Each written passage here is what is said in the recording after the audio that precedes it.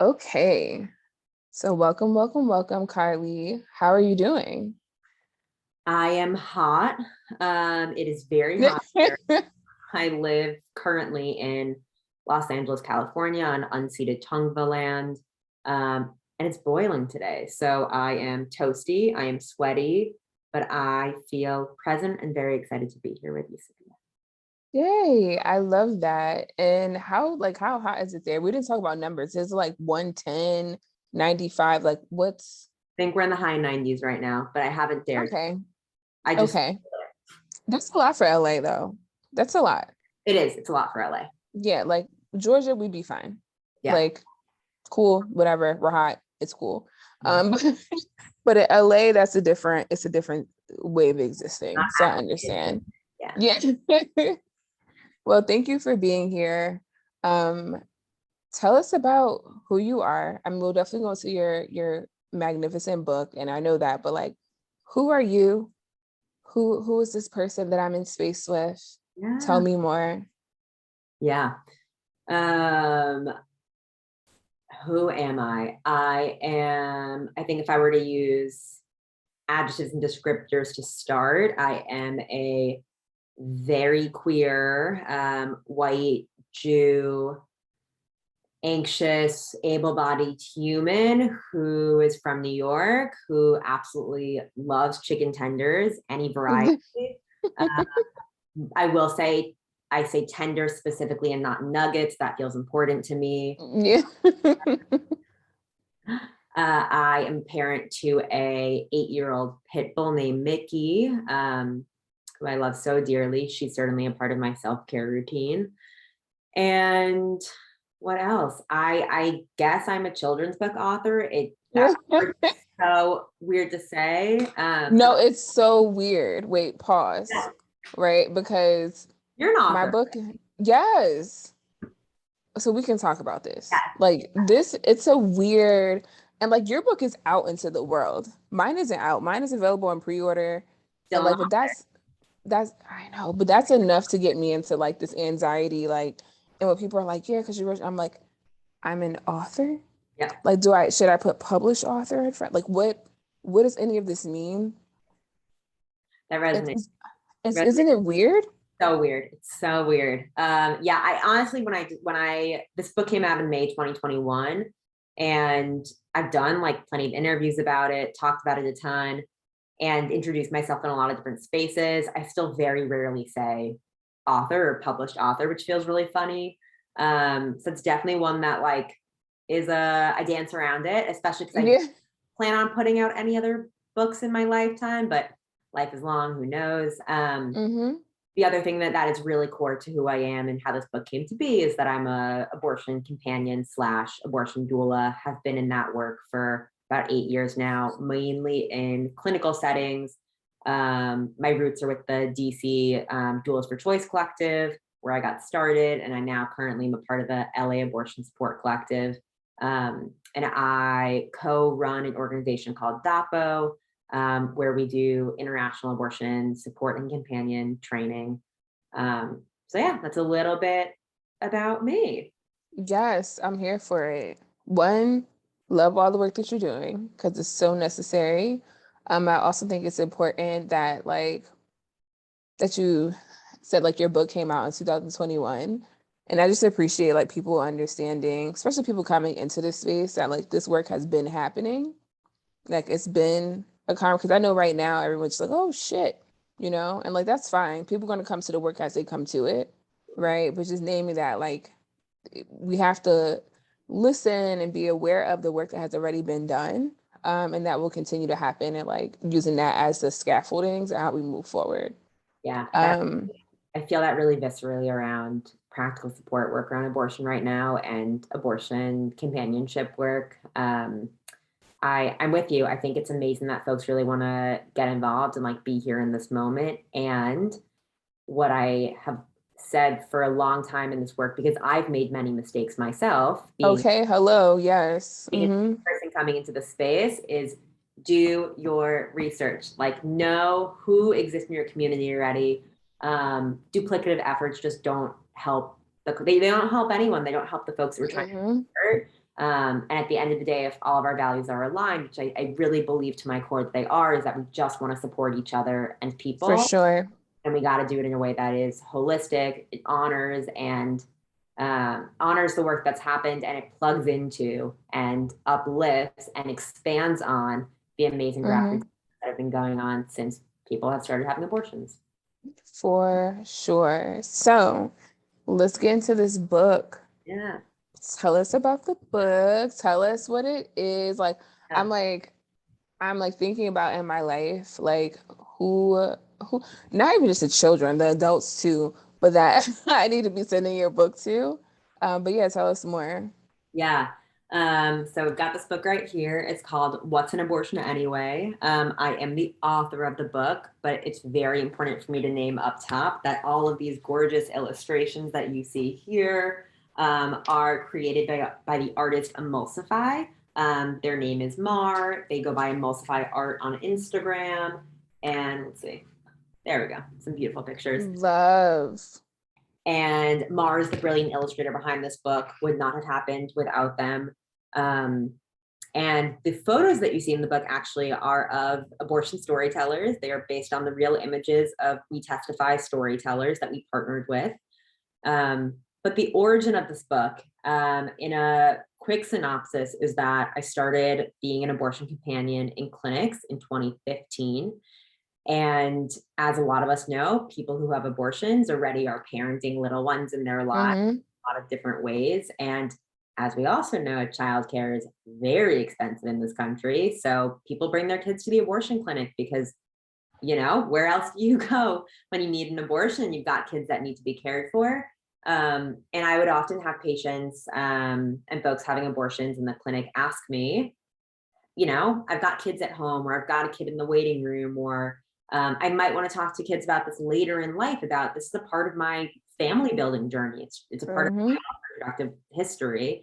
How do I talk to kids about it? And I was early in my 20s and I was not the caretaker for any little ones in my life at the time.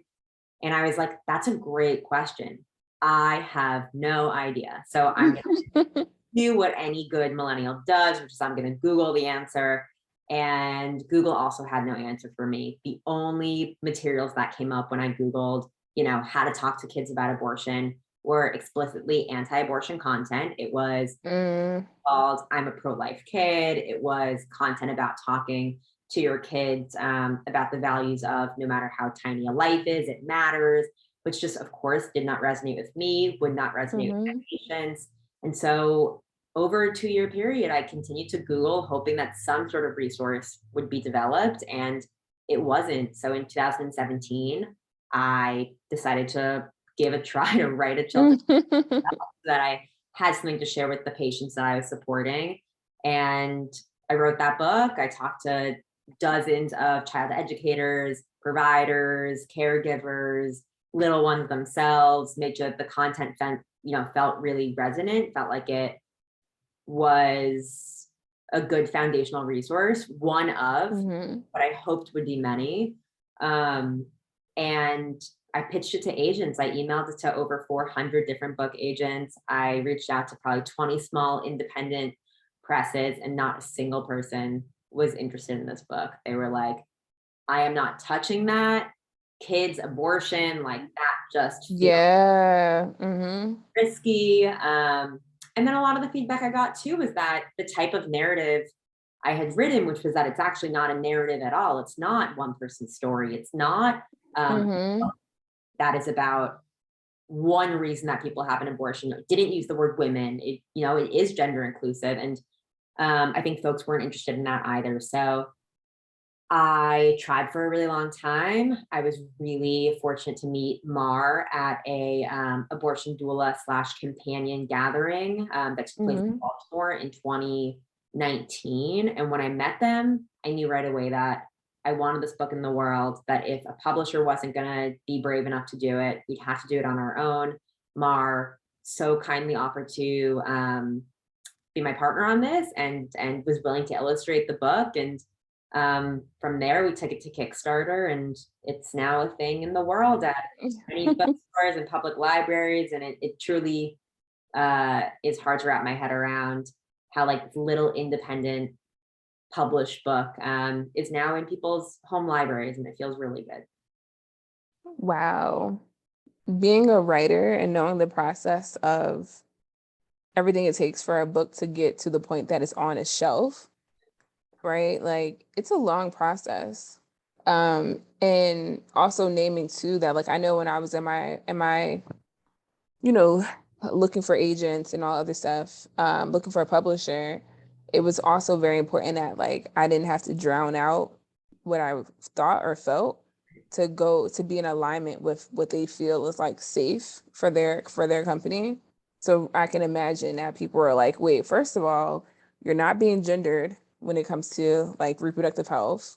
Then you're talking about abortion and you're talking about kids, two kids too. Like that's a whole big mix, but I'm happy that you like went through it, kept going, found your partner, did the things because it's necessary. So, I mean, one of the things obviously that's really amazing about your book is like, I think back to when like sex ed was happening in high school and whatever grade I was in, and there was no conversation about abortion. And like I really think about that now. Like now that we're like having this conversation, I'm like, wait, I mean, we talked about birth control, and we talked about sex and where babies come from and blah blah blah. But it was really like be abstinent or be a teen parent. There really wasn't any like at all. I don't even remember the first time I really heard the word abortion. Maybe like I was in high school, but I think it was because someone was having an abortion, but it was like, oh, so taboo. This person had an abortion, like da da da, right? Um, so yeah. So what so I guess like what are your thoughts on like why is it important to have these conversations with people in these stages of their life specifically? Um, and also like what was your sex ed kind of like when you were growing up? Woof. Okay, let me start with the first piece, which is God, it's important for so many reasons. And I think Brene Bracy Sherman and Hannah Matthews, two, brilliant folks in our movement space, I think they both said it, which is that abortion built their family. Like abortion's a part of a family story. So if you're telling the story, you've got a little one in your life and you're telling their birth story, and abortion is a part of their story, that's one very valid reason to share your family formation, right? Like how your family came to be. Abortion is a part of a lot of people's family forming stories. Mm-hmm. But I think the reason specifically that it's important to talk about abortion with little ones is we're normalizing it the way that if you're going to talk to a little one about birth, about miscarriage, about any other pregnancy outcome, when we leave out abortion, we're inherently stigmatizing it, right? So we're saying like, Mm-hmm. it's okay to talk to little ones about reproductive outcomes like birth and like miscarriage, but abortion's not okay. Abortion's too common. Mm-hmm. Abortion's too Yeah, for because I older. remember feeling like abortion was like a dirty word. Like Right. I was like, okay, I get it, but it was like, but this is dirty. Like it shouldn't. Exactly. For us, this book, abortion is inherently political, therefore it's a political book, but it's not a book about legality around abortion. It's not a book that uses words like pro-choice or pro-abortion, although we absolutely are Mm-hmm. pro-abortion. It's a book that is meant to sit along in your library every other book about a pregnancy outcome, because just because the world has politicized abortion doesn't mean that we need to do that with little ones. Mm-hmm. And that this book is really a foundational piece of a young person wants to know what an abortion is. In the same vein that a young person wants to know how someone gets pregnant, a young person wants to know what's a miscarriage. It's these words that they hear in their sphere. And we Mm-hmm. want to be the ones to define that first in a medically accurate, non-judgmental, gender inclusive way. And this book does that because when you leave it up to the world for little ones to get their education, as your face is telling me, Yeah, it doesn't always go so because well, right? yeah, even when you think about like, especially thinking about like sex, right? Like we often say like we don't necessarily want a child or a teen or whoever to learn about sex through porn because it's not usually realistic. Yeah. Right. And I think it's like the same way with abortion, like learning it, just thinking about, so when I was a kid and learning what abortion was through the grapevine, no. Like what, like, shouldn't have been a thing. Would have been much better if I was informed from like a medically accurate, this is what this is kind of point. So I definitely understand that. And also I think there's a part of like bodily autonomy that becomes part of the conversation for people under 18 of like, they deserve to know their options. They deserve to be aware of what their choices are. They deserve to do and know these things because, you know, even if you're under the age of 18, you still should have bodily autonomy. Yeah. You asked about sex ed. That's exactly what it goes into for me. I got involved in advocacy when I was 15 because I was mobilized around abstinence only sex ed. So I actually had pretty good sex ed in my school district in New York. But do you remember the show 16 and Pregnant? Yeah, for sure. Yeah. Absolutely. That's what politicized me for the first time in like a really visceral way, in like to action. I saw that show when I was around the same age as a lot of the young people on the show getting pregnant, and I would hear the reasons that they had gotten pregnant, that they didn't know about contraception, that they thought that if you were on top, that pregnancy was less likely, like all of all these like really deep misconceptions that really showed a lack of access to education and knowledge about their own bodies. And it hit me in such a way that like I was always a young person that really hated the response of like because I said so, or Yeah, same. now I was always someone who's like, I am here to respect my elders and I deserve respect as a young person too. Like, Okay, hello. yeah, Yes. like it's not age should not be a factor. I was so that person. My right? grandmother would be like, you're supposed to say please and thank you. And when she did, I'd be like, you gonna say please and thank you, or is it just me? Exactly. Like, I want to live in a world where we respect each other on our basic humanity, not based on any other factor except for the fact that we're human. So it is disrespectful, in my opinion, to young people to actively deny them accurate information about it's disrespectful and it's dangerous, right? To deny them accurate information about their health, their well-being, and bodies. And that's what got me fired up. I was like, these young people on the show have no idea about their bodies. Like, it's disrespectful and it's dangerous. And I'm gonna Google, and I found a conference, and then I got involved in advocacy. But it's the same for me with young ones, right? Like, if we're teaching, and this conversation around abortion with little ones flows so nicely into any values that you're teaching them around consent. So if we're teaching our little ones, which in my world we should be, about they are the owners of their bodies, right? They do not owe anyone physical touch. And that's the same when it comes to the decisions that they make about their bodies. And abortion is a decision that people later in their lives or early in their lives have a reproductive choice to make. And that is, they get to decide what that looks like. And it follows the same value set around consent and body. So I think it just, if those are the values that we're teaching in our home and society, abortion is no different. For sure. And I know we were talking about Larada, and we were talking about their work as being like a young person in this work. And, you know, and I think about, you know, I often think about like teens and their influence on like where the world's going to be in a few years. But I also think about the people below teen age where I'm like, they are literally the future. Like, they are the future. So like we can establish better foundations for them to build off of as we continue to do this work, as it continues to advance, as it becomes more more of like a, you know, kitchen table conversation. You know, like they can really normalize this shit. They can be like, oh yeah, I learned what abortion was at 7 and I kept it fucking moving. Like, it's not a big deal to them. That's exactly right. I don't want them to learn about it as a political issue. I want them to learn about it as a continuation of their values. So it's interesting. I was on a podcast recently where we were talking about, if you have an anti-abortion family member, would you let your kid have a, you know, if grandma wants to talk about to your child about, you know, their anti-abortion values, are you okay with that?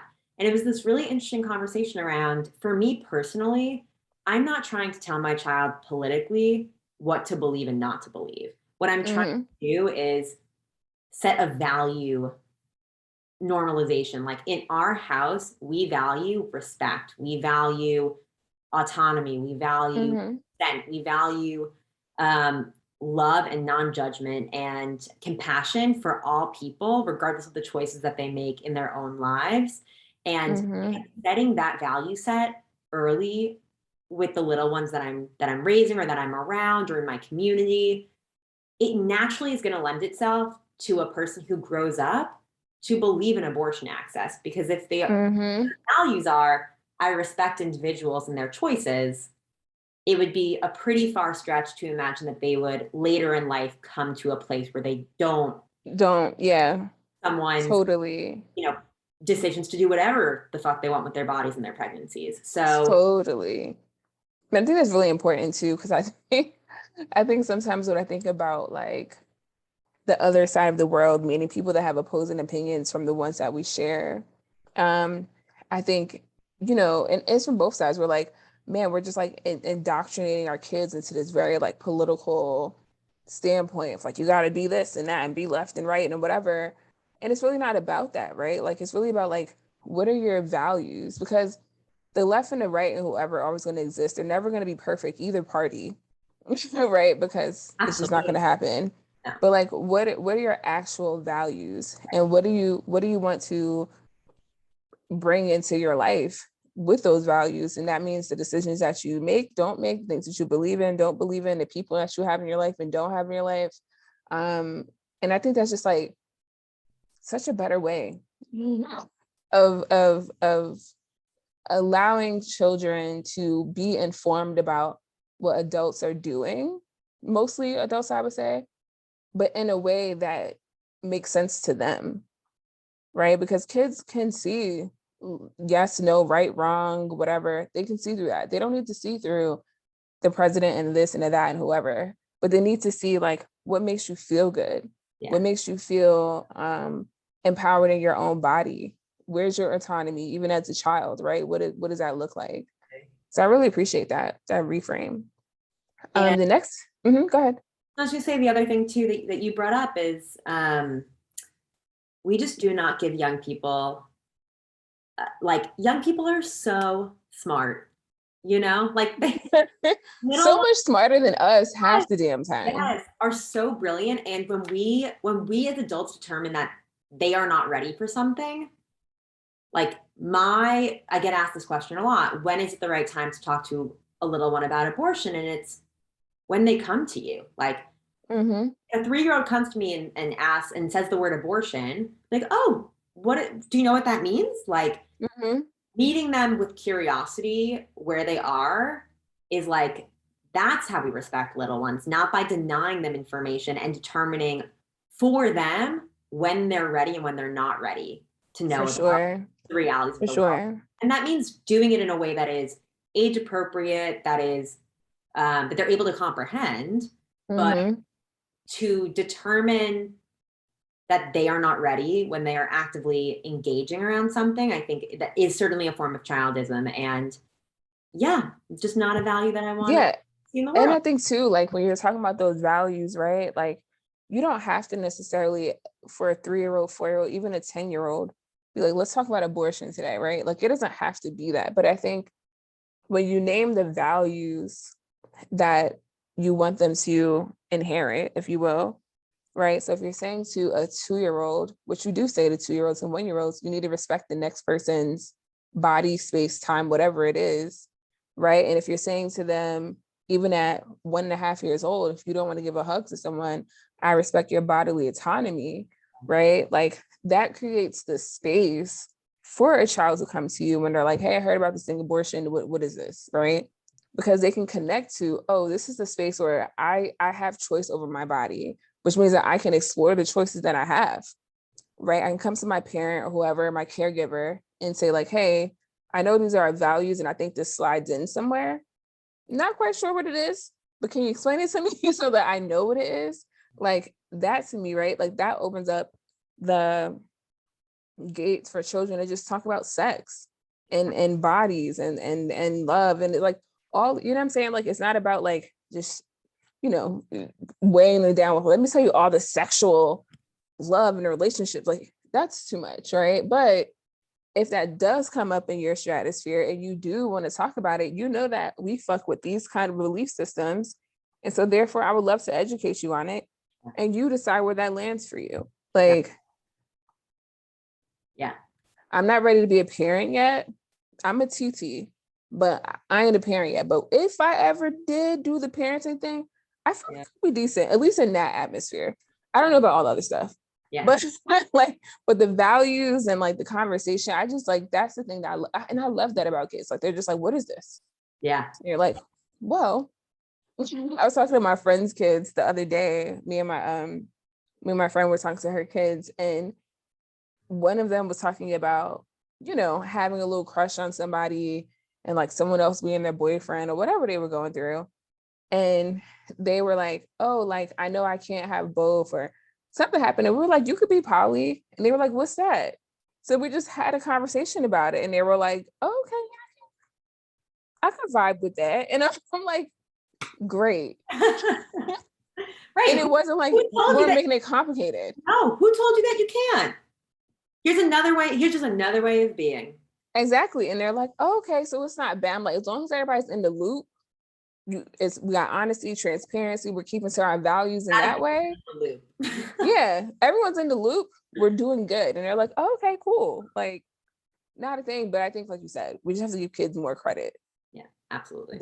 They get a lot of shit, and they get it in a simpler term that we can absorb as adults and be like, you know what, it actually isn't that complicated. People deserve to do what they want to do with their body because it's their own. Yep, done. No, like, nap time. Yeah. Okay. So I have a couple more questions for you.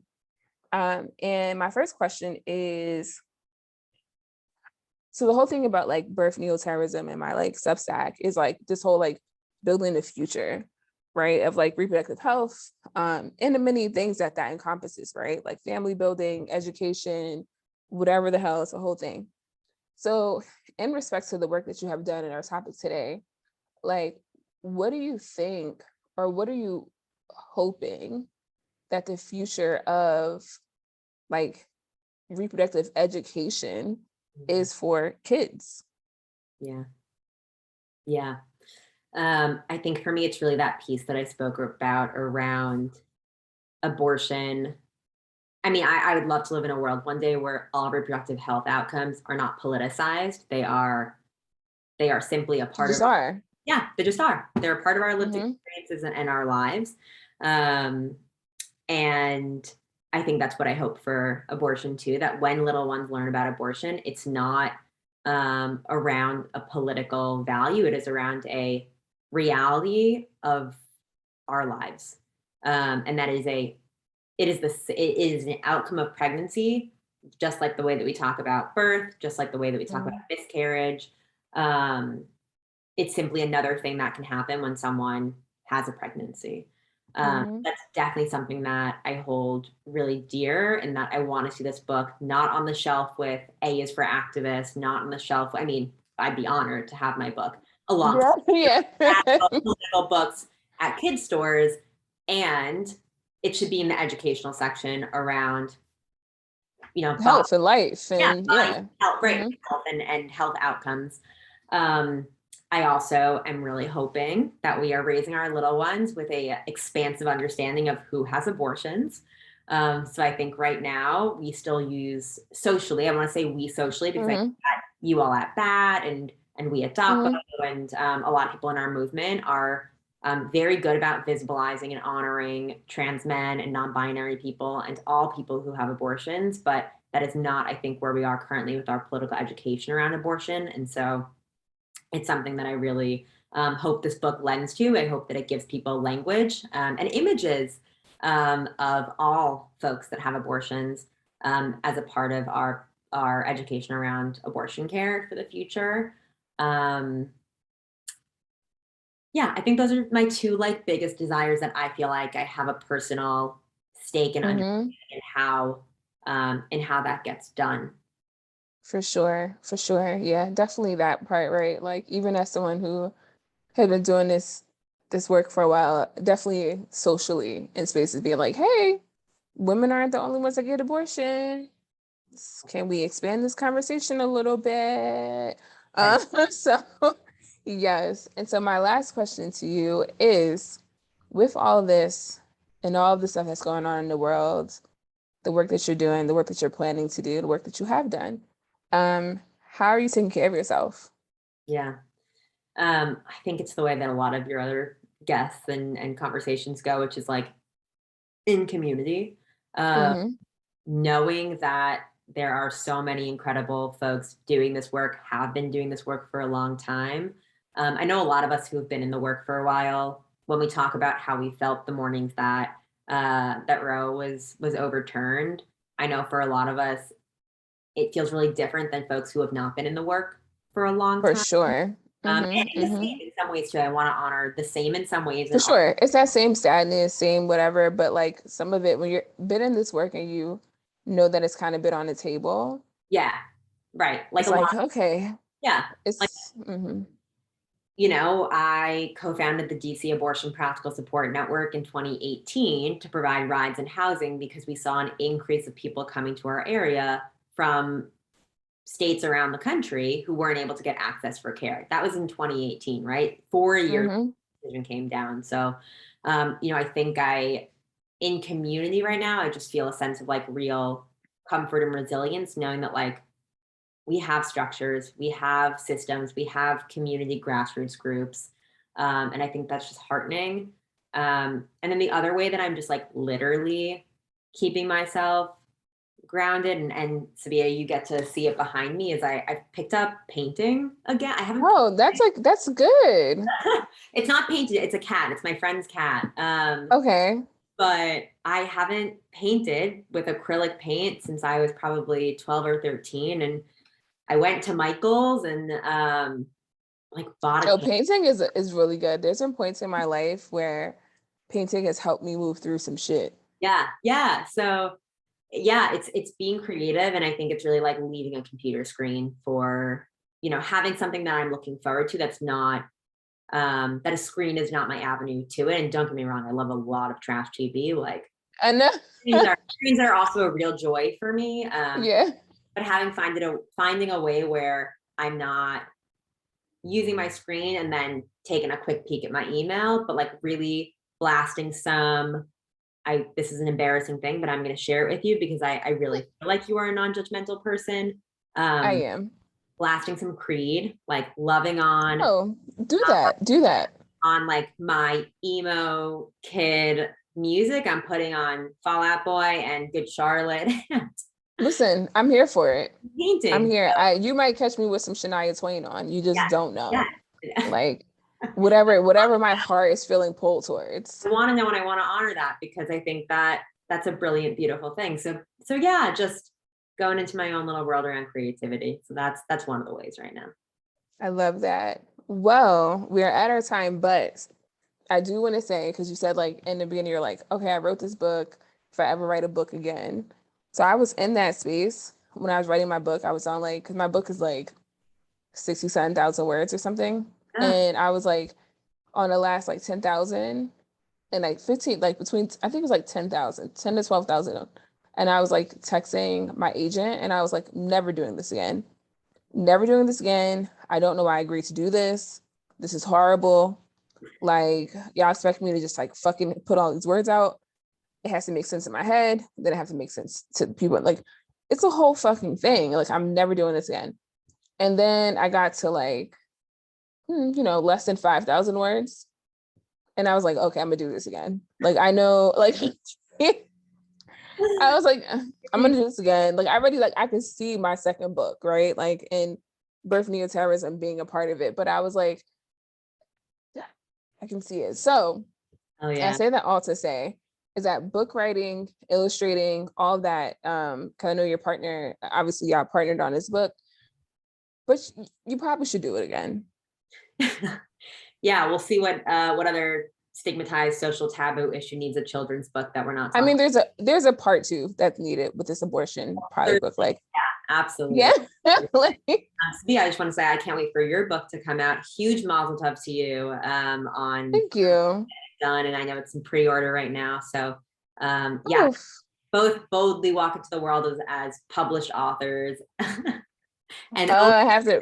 for ourselves and be proud. I know. Oh, it's still so weird though. And I have like a shirt that says like future best-selling author because I'm trying to get myself like, like, but it's still a lot for me. Like Yeah, when people are like saying my little bio and they're like author, I'm like, oh, that's you. ooh, It's you. That's it's brilliant. me. I can't wait No, to thank you. Listen, we'll send a copy your way. Um, but definitely thank you for all your work. Thank you for your time. Thank you for your creations in many ways, the books, the organizations, the work that you do, and being in this work for this time that you've been in it, because it's all so necessary. So thank you. Yeah, and right back at you. Thank you so much for the time today, Sophia. Have a good one. You too.